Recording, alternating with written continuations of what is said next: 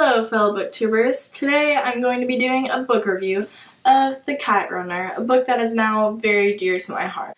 I'm giving this book a 5 out of 5 stars. It was just completely amazing, and so now I'll just delve into the plot a little bit. This book features two young boys, especially in the beginning, whose names are Amir and Hassan, and the story is told from Amir's point of view, and he is a rich Afghanistan boy, and Hassan is his servant's son.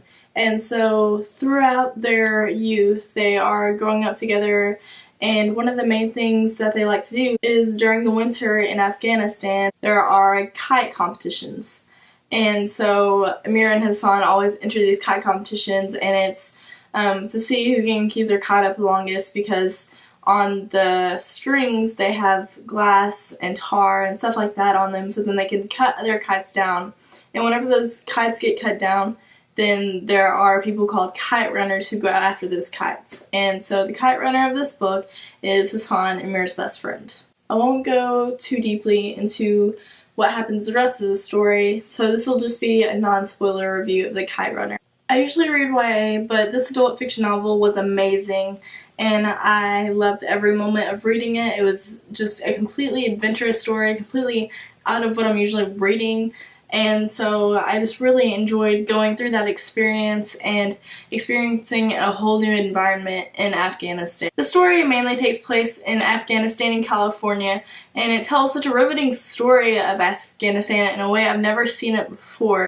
The main thing that The Kite Runner changed my way of thinking of was towards Afghans in general. For most of my life, I have known about the war on terrorism, and since I live in the United States, it's a huge part of our lives and the war we're against this entire time.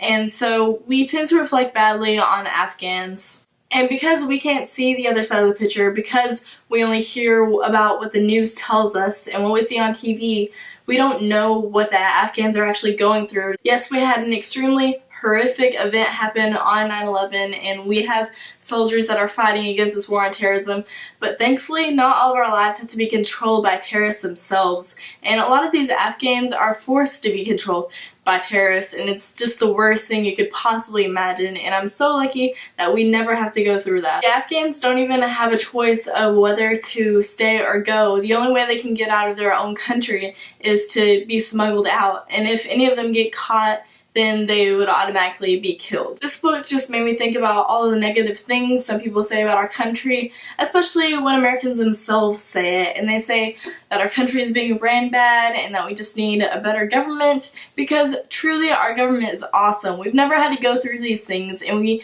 really do have the freedom ourselves of choices, which is what a lot of countries don't have. This story really painted a riveting picture of Afghans and the lives they are forced to live, and it really showed me how free we really are, and it just readjusted my mind to think differently about the world that we live in as Americans. I will admit that there are some really gruesome, horrible scenes throughout this book, so if you're young or you can't take really gruesome or horrific scenes, I would not recommend this book for you, because one of the chapters was like one of the most horrifying scenes I've ever read, and it was just crazy, the horrible things that happen to people, like through fighting and sexual harassment.